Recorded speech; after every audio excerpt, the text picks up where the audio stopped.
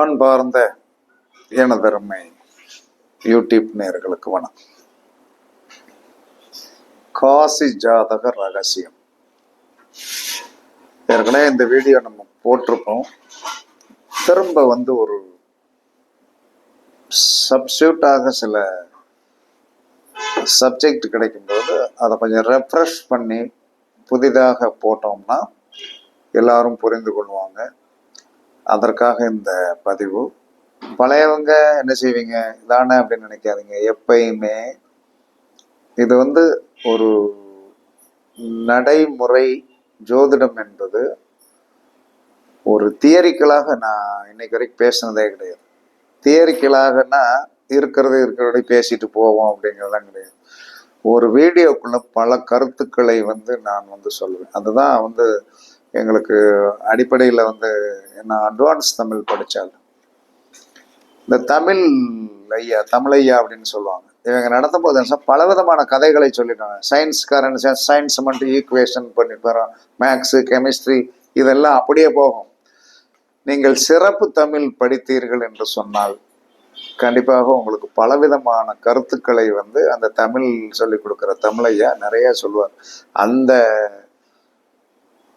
கருத்துல தான் நான் சொல்லுவேன். இப்போ காசி ஜாதகம் என்பது நீங்கள் எப்பயுமே உங்களுடைய லக்கணத்தை தான் நீங்க எடுக்கணும். நீங்க சரலக்கணத்தை தயவு செய்து எடுக்காதீங்க. லக்கணத்திற்கு 1, 4, 7, 10 சனி இருந்தால் அது காசி ஜாதகம். ரெண்டாவது, சனியும் சந்திரனும் சேர்ந்திருந்தால் அது காசி ஜாதகம், காசி ஜாதகம். ரெண்டாவது, சர்ப்பதோஷம் என்று சொல்லக்கூடிய சர்ப்பதோஷம் இருக்கு இல்லையா, அந்த சர்ப்பதோஷம் அப்படின்னு ராகு கேதுகளுடைய பிடியில போய் ராகுவோடு சனி இருந்தாலோ கேதுவோடு சனி இருந்தாலோ அது கடநாடியில போய் இருந்துருச்சுன்னு வைங்க, அது விஷ கால சர்ப்ப விஷ காசி ஜாதகம். ரெண்டு கிராஸ்ல என்ன போய் உட்காந்துரும், ராகு கேது உட்காந்துரும். ஒன்னு ராகுவோடு சனியோ கேதுவோடு சனியோ கடைசி இதுல இந்த கிராஸ்ல இருந்துட்டுனா அது மகா கொடூரமாக இருக்கும். இதெல்லாம் நிறைய. ரெண்டாவது, கேந்திராதிபதிகள் என்று சொல்லக்கூடிய ஒரு ஜாதகம். கேந்திராதிபதிகள் உங்களுடைய கேந்திராதிபதி தான். உங்களுடைய 1, 4, 7, 10 குடையவன் சனியோடைய நட்சத்திரத்தில் இருக்கக்கூடாது. இருந்து திசை நடத்தினால் வாழ்க்கையை உண்டு இல்லைன்னு பண்ணிடும். நீங்க ஒண்ணும் பண்ண முடியாது. இதெல்லாம் நிறைய நீங்க பார்க்கலாம். எப்படிங்கிறத எனக்கு ரொம்ப மைண்ட் அவுட்டா. இப்போ கொஞ்ச நேரத்துக்கு முன்னாடி ஒரு ஜாதகம், பூரட்டாதி நட்சத்திரம், சனி தசை நடக்குது. அப்ப சனி தசை நடக்குது அப்படின்னு சொல்லி வரும்போது அந்த சனி போய் என்ன செஞ்சிருக்கிறாரு அப்படின்னா பூச நட்சத்திரத்துல உட்கார்ந்துருக்கு. சனி போய் பூச நட்சத்திரத்துல போய் உட்கார்ந்துருக்காரு. அப்ப பூச நட்சத்திரத்துல போய் உட்கார்ந்துருக்காருன்னா சுயசாரம் தானே வாங்கியிருக்காரு. வாழ்க்கையை என்ன செஞ்சிருச்சு, கரெக்டா என்ன பண்ணுச்சுன்னா லவ் பண்ண வச்சுச்சு. 19 வயசுல கல்யாணம், 21 வயசுல பிரிவு. ஒண்ணும் பண்ண முடியல. அப்ப இந்த மாதிரி என்ன சொல்றேன்னா லக்கணத்திற்கு 1, 4, 7, 10 சனி இருக்கக்கூடாது. சனியோடைய நட்சத்திரத்தில் உங்களுடைய கேந்திராதிபதிகள் இருக்கக்கூடாது. சனி என்ன சொல்றான்னா விஷச்சனியாக இருக்கக்கூடாது. விஷச்சனியாகனா அந்த காலசர்ப்ப தோஷம் என்று சொல்லக்கூடிய ராகு கேதுகளோடு கடைநாடியில் போய் என்ன சொல்றான்னா சனி இருப்பாரு. இருந்தாருன்னா வாங்கிறதுக்கு ரொம்ப ஈஸியா செயல்பட்டு உங்களுடைய வாழ்க்கையை என்ன சொன்னா துவாம்சம் பண்ணி விடுவார்கள். அப்ப இதுதான் காசி ஜாதகம். இப்படி காசி ஜாதகம் அப்படின்னு தெரிஞ்சவொடனே என்ன சார் செய்யறது? கண்டிப்பாக நீங்கள் என்ன சார் தொழிலில் போராட்டத்தில் இருப்பீர்கள், தொழிலில் சங்கடத்தில் இருப்பீர்கள், பிரச்சனைகளில் இருப்பீர்கள். ஜெயன் ஜாதகம் எல்லாம் என்ன சொன்ன காசி ஜாதகம். சனியும் சந்திரனும் ஒண்ணு சேர்ந்துருக்கு. இன்னமும் 4 நாளைக்கு தொழில் ஓடும், 2 நாளைக்கு தொழில் ஓடாது. அப்படியே என்ன சொன்னா நெருக்கடி கொடுக்கும். நெருக்கடி கொடுத்து அதற்கு பிறகு வந்து எழுப்பிவிடும். பிறகு ஒரு 10 நாளைக்கு ஓடும். பிறகு 10 நாளைக்கு பிறகு நல்லா படுத்து வந்து என்ன சொல்லலாம்னா நிம்மதி இல்லாம ஆக்கும். சனிச்சந்திரன் சேர்க்கை. அந்த சனிச்சந்திரன் சேர்க்கை வந்து என்ன சொன்னா காசி ஜாதகம் தான். ஆக நீங்க எல்லாரும் காசி தான் போகணும் அப்படின்னு எந்த சாஸ்திர விதி கிடையாது. அப்ப காசி தான் போய் காசிக்கு போன உடனே வந்து என்ன சொன்ன ஜாதகத்தில் இருக்கிற விதிகளையும் வினைகளையும் தீர்த்து விடலாம் என்று எல்லோரும் நினைத்து கொண்டிருக்கிறேன். காசிக்கு போகலாம். என்னுடைய குருநாதர் அப்படின்னு சொல்லக்கூடியவர் எனக்கு சொல்லி கொடுத்த விஷயம், உன்னுடைய குழந்தைகளுக்கு அத்தனை பேருக்கும் கல்யாணம் முடித்து பேரம்பேத்தையெல்லாம் பார்த்தின பிறகு காசிக்கு போ, அது வரைக்கும் நீ காசிக்கு போகாத அப்படின்னு தான் சொன்னார். அதனால இப்ப எல்லாரும் என்ன சொன்ன காசிக்கு வந்து என்ன சொன்ன காசி ஜாதகம் அப்படின்னு சொன்ன உடனே எல்லாரும் காசியில் இருக்கிற காலபைரவரை போய் பார்த்து மேட் பண்ணிட்டு என்ன சொல்லலாம்னா எல்லாமே பண்ணிட்டு வராங்க. மாசம் மாசம் காசிக்கு போறவங்க இருக்காங்க. அது என்னமோ வந்து என்ன சொல்லலாம்னா அதனால் வெற்றி பெற்றவர்கள் யார் என்பதை வந்து யாரும் சொல்ல மாட்டேங்காங்க. என்ன காரணம், ஒரு பரிகாரத்தை வந்து நம்ம ஏற்றுக்கொண்டு போயிட்டு திரும்ப வந்து அதுல தோல்வி வந்துருச்சுன்னா நம்ம தானே விருப்பப்பட்டு போனோம், இதை போய் என்ன வெளியே சொல்றது அப்படின்னு சொல்லிட்டு எல்லாரும் என்ன செய்வாங்க, ஒதுங்கி போயிடுவாங்க. அப்ப இந்த காசி ஜாதகத்தை சரி பண்ணக்கூடிய ரகசியம் என்று ஒன்று இருக்கு. ரகசியம் என்பது யாரு, காசிக்கு ஜாதகத்தை சரி பண்ணக்கூடியவர் காலபைரவர் தான். அப்ப காலபைரவர் தான் அப்படின்னு சொல்லி வரும்போது அந்த காலபைரவர் வழிபாடுகள் நீங்கள் வந்து முறையாக வளர்விரை அஷ்டமி தேய்விரை அஷ்டமியில காலபைரவர் வழிபாடு பண்ணினாலே காசி ஜாதகம் சரியாகும். காலபைரவருடைய அஷ்டகம் என்று ஒன்று இருக்கிறது. காலபைரவருடைய அஷ்டகம் என்று ஒன்று இருக்கு, 8 வரி வரும். அதை வந்து நீங்கள் வந்து அடிக்கடி படிப்பதனால் கண்டிப்பாக வந்து என்ன சொல்லலாம்னா உங்களுடைய இந்த காசி ஜாதகத்துடைய தன்மை மாறும். அதற்கு அடுத்து வந்து என்ன சொல்லலாம்னா உங்களுடைய ஜாதகத்தை சுதர்சன சக்கரத்தில் போட வேண்டும். எல்லாரும் நீங்க சுதர்சன சக்கரம் என்பது தெய்வங்களுக்கு உண்டான சுதர்சன சக்கரம்னு நினைச்சிட்டு இருக்கீங்க. அந்த காலத்தில் வந்து விதி மதி கெதி கட்டங்களை வட்டமான சக்கரத்திற்குள் வந்து நிரப்புகின்ற ஒரு முறை இருந்தது. இப்ப என்ன சொன்ன வட்டமான இதுலயே வட்டமான ஜாதகத்தை பார்த்திருப்போம், நான் பார்த்திருக்கிறேன். இப்ப வட்டமானதுல இருந்து சதுரமா வந்துருச்சு. சதுரமா வந்த பிறகு என்ன சொல்லலாம்னா வட்டம் வந்து என்ன சொல்லலாம்னா கண்டிப்பாக வெற்றியை கொடுக்கும்.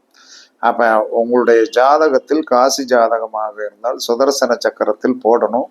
அதை யாரும் மற்றவங்க போடுறாங்களா என்னன்னு எனக்கு தெரியாது. ஆனால் நான் வந்து என்னிடம் வருகின்ற ஜாதகங்களுக்கு காசி ஜாதகமாக இருந்தால் அந்த ஜாதகத்தை விதி மதி கட்டத்துக்குள் சுதர்சன சக்கரத்தில் போட்டு சொர்ண ஆகர்ஷண பைரவர் என்று சொல்லக்கூடிய 64 பைரவர்களில் மனைவியோடு இருப்பவர் வந்து சொர்ண ஆகர்ஷண பைரவர். இடது தொடையில் மகாலட்சுமியை வைத்திருப்பார். அதை வந்து பாதரசத்தில் செய்யப்பட்டதை வந்து கொடுத்து ஒரு மனிதன் வந்து இன்னமும் ஜோதிட விதிகளில் சில விதிகள் உண்டு, அதை முறையாக பின்பற்றினீர்கள் என்று சொன்னால் நீங்கள் வெற்றி பெற்று விடலாம். அப்ப அந்த ஜாதகத்திற்கு ஒரு மனிதன் ஒரு நட்சத்திரத்தில் பிறந்து விட்டால் அவன் எந்த கிரகத்தோடைய மந்திரத்தை யூஸ் பண்ணணும் அப்படிங்கிற ஒரு கணக்கு இருக்கு. இது எல்லாமே முன்னோர்கள் சொன்னதுதான். யாரும் புதிதாக வந்து இதற்கு அத்தாரிட்டி எடுத்துக்கொள்ள முடியாது. அந்த மந்திரங்களை முறையாக நீங்கள் சொல்லணும். அப்ப அது என்ன கிழமையில சொல்லணும், வளர்விரை அஷ்டமி தேய்விரை அஷ்டமி விடக்கூடாது. அப்ப வாரத்தில் ஒரு 4 நாள் கண்டிப்பாக அந்த சுதர்சன சக்கரம், அதுல சொர்ணாகர்ஷண பைரவர், இடுப்பில் கண்டிப்பாக ரசமணி கட்ட வேண்டும். சனியோடைய தோஷத்தை போக்கக்கூடிய சக்தி புதனுக்குத்தான் உண்டு, புதனுக்கு உண்டு. அப்ப இடுப்புல வந்து ரசமணி கட்டணும். ரசமணியெல்லாம் 30,000 40,000 50,000 சொல்லிட்டு வித்துட்டு இருக்காங்க. அப்படிலாம் கிடையாது. ஏன்ட்டெல்லாம் வர்றவங்க யாரும் வந்து பரிகாரத்திற்கு வந்து விட்டால் ஒரு ரசமணி கண்டிப்பா கொடுப்பேன். லேடிஸா இருந்தாலும் ஜென்ஸா இருந்தாலும் ரசமணி உள்ளுறுப்புகளை பாதுகாக்கக்கூடிய சக்தி உடையது, நரம்பு மண்டலங்களை பாதுகாக்கக்கூடிய சக்தி உடையது. அதெல்லாம் ரெடி பண்ணி எந்த ஒரு மனிதன் வீட்டில இருந்தே வழிபாடு பண்ணான். அவன் எந்த ஒரு 9 கிரகத்துல வந்து 2 கிரகம் அவனுடைய வாழ்க்கையில் வந்து வலி வலி வேதனைகளை கொடுத்து கொண்டுதான் இருக்கும். அதை நீங்க என்ன சொன்ன ஏத்துத்தான் ஆகணும். அது ஒரு சட்டமே இருக்கு. அந்த சட்டம் என்று சொல்லக்கூடிய ஒரு ஃபார்முலா இருக்கிறது. அந்த ஃபார்முலாவை நீங்கள் தெரியணும். அப்ப எல்லாரும் என்ன சொன்ன ஏன் ஜோதிடர் கூட்டங்கள் அதிகமாகிவிட்டது. ஜோதிடர் கூட்டங்கள் அதிகமானதுக்கு காரணமே இன்னும் முற்றுப்புள்ளி வைக்க முடியவில்லை. முற்றுப்புள்ளி வைக்க முடியல. திரும்ப திரும்ப திரும்ப என்ன சொல்றான்னா உள்ள தொலைச்சு அதுல தொலைச்சு எல்லாத்துலயும் போயிட்டேன். அப்ப முற்றுப்புள்ளி கிடைக்கலையா? பசிக்கு சாப்பாடு அப்படிங்கிற மாதிரி தான் ஜோதிடம். கண்டிப்பாக ஜோதிடத்தில் உங்களுடைய ஜாதகத்துக்குள்ளதான் உங்களுடைய முற்றுப்புள்ளி இருக்கிறது. அந்த முற்றுப்புள்ளியை நீங்கள் தெரியாமல் தேடிக்கொண்டிருக்கிறீர்கள். உங்களுடைய ஜாதகம் உங்களுடைய பெயருக்கு வேலை செய்கிறதா? உங்களுடைய பெயருடைய நட்சத்திரம் ஒண்ணு இருக்கும், அதுல சந்திரனை நீங்க போடலாம். அந்த சந்திரனுக்கு வேலை செய்கிறதா? உங்களுடைய பிறந்த நட்சத்திரத்திற்கு வேலை செய்கிறதா என்பதை நீங்கள் எப்படி காண்பீர்கள்? எப்படி பண்ண முடியும்? எப்படி காண்பீர்கள்? எல்லாமே அதை ஒரு குரு மூலமாக நீங்க உட்கார்ந்து அவர் கேட்க கேட்க நீங்க சொல்லணும். உங்களுக்கு இந்த மாதிரி தான் ஒர்க் பண்ணும், இந்த மாதிரி தான் ஒர்க் பண்ணும், இந்த மாதிரி தான் இருக்கும். அப்படிங்கும்போது நீங்கள் என்ன சொன்னா சுட்டி காட்டுபவர் குரு, கேட்டுக்கொண்டிருக்கின்ற நீங்கள் என்ன சொன்னா எந்த மாதிரி இருக்கு என்று சொல்ல வேண்டும். ஒரு புரட்டாதி நட்சத்திரத்தில் ஒரு குழந்தை பிறந்து விட்டால் தகப்பனை அவமானப்படுத்தும், இல்ல தகப்பன் இல்லாம போகணும். அது சட்ட விதி.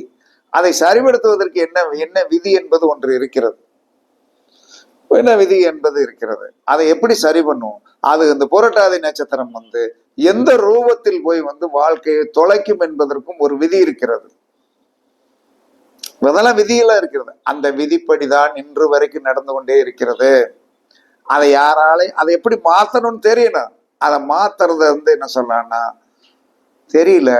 அதனால அந்த கர்மாவை அப்படியே அனுபவிச்சுட்டு இருக்காங்க. அந்த கர்மாவை அப்படியே அனுபவிச்சுட்டு இருக்காங்க. அப்ப ஒவ்வொரு மனிதனும் தான் பிறந்த நட்சத்திரத்திற்கு எந்த கர்மாவை அணிவித்துக் கொள்வான், எந்த கர்மாவை என்ன சொன்னா அனுபவிப்பான் என்பது ஒரு விதி இருக்கிறது. அதில் சனியோடைய பங்கு அதிகம், சுக்கிரனுடைய பங்கு அதிகம். இதெல்லாம் நீங்க பார்க்கணும். பார்த்து எங்க இருந்தாலும் சரிதான், எத்தனை யூடியூப்ல எத்தனை வீடியோ பார்த்தாலும் சரிதான், நீங்கள் நேரடியாக குருவை பார்த்து உங்களுடைய வாழ்க்கை முறைகளில் மாற்றத்திற்கு நீங்கள் முயற்சி செய்யுங்கள். நாங்களாம் அப்படி குருவுடைய கால்கடியில கிடந்து போராடி அவருக்கு பீடி வாங்கி கொடுத்து, சீரட்டு வாங்கி கொடுத்து, தண்ணி வாங்கி கொடுத்து, வேட்டி எடுத்து கொடுத்து, சட்டை எடுத்து கொடுத்து எல்லா வேலையும் பார்த்துத்தான் அவர்களை நம்மளுடைய பக்கம் இழுப்பதற்கு. அவர்கள் என்ன பலவீனமானவர்? பணத்தாளா? பணம் பணம் அல்லது உணவு? இந்த ரெண்டு தான் நம்ம செய்ய முடியாது. அதுக்கடுத்து மேற்படி எல்லாம் நம்மளால செய்ய முடியாது.